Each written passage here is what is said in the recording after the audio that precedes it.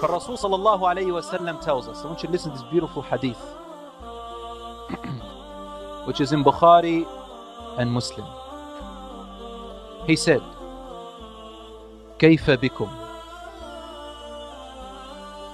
What will you do when? كيف بكم? What will you do when? Iraq, Iraq.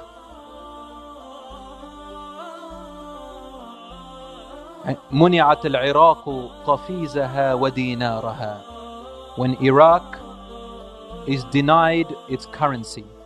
The قفيزها is the old currency of Iraq. What will be your state and what will you do when Asham, when its currency is denied?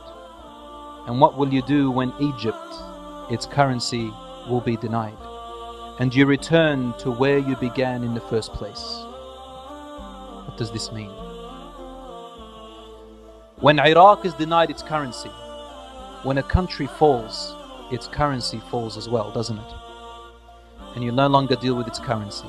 Another currency replaces it. Rasul sallallahu alaihi wasallam, or the narrator of this hadith, the Rasul sallallahu alaihi wasallam was asked, how will it fall? And he said, by foreign intervention. Foreign intervention. Al-Ajam. So Iraq's currency will fall by the invasion, and another currency will replace it. Then, after that, he placed it in sequence. Asham's currency will be denied. So Asham as a nation will fall. Again, another currency will replace soon, and it has to be by a foreign intervention. Currently, we see only one part of it, inside. It's a bigger picture than what you think. Yes, this is one part of it. Yes, there are oppressors. There is an oppressor in there. Yes, there are oppressors. Yes, it is there. However, it is all it is one of the rocks, one of the plots within the bigger plan. Then Rasul said, after Asham, he mentioned Misr, Egypt. You think it's over for Egypt right now? According to this hadith, which is in Bukhari and Muslim, something else is coming up. When a currency of a nation falls, it means that the country itself falls and there is an invasion, as Rasul mentioned over here. It's not happened to Egypt yet, but this seems like the sequence that Rasul is informing us about it.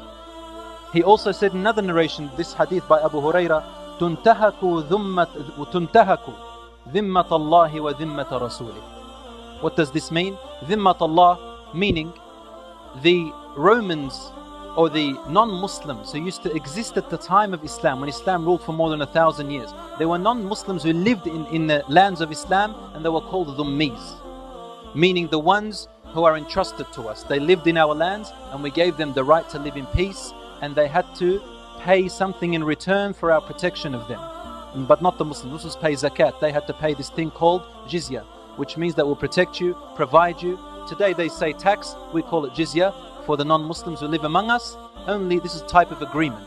When this, he said, the people who used to do this before, they will no longer do it anymore, meaning they will be overpowering you. And these are the types of people who will invade you. Now these are the facts, and we see it today.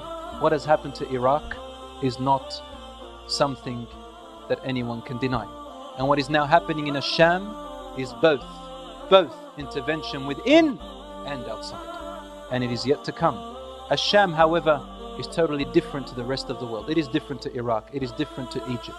It is different to everything. Asham means Lebanon, Syria, parts of Jordan, Palestine.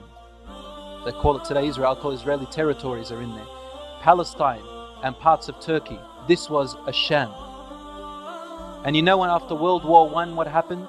They divided Asham. They concentrated on Asham to divide it into different states, each one with a flag. And they turned the Arabs and Turks against each other because we were once one nation. It was called the last Khilafah al-Uthmaniyya, because we became materialistic, and our pride of lineage and our pride of nationalism and our pride of racism crept into us. This was the best way to plot and plan to break us apart.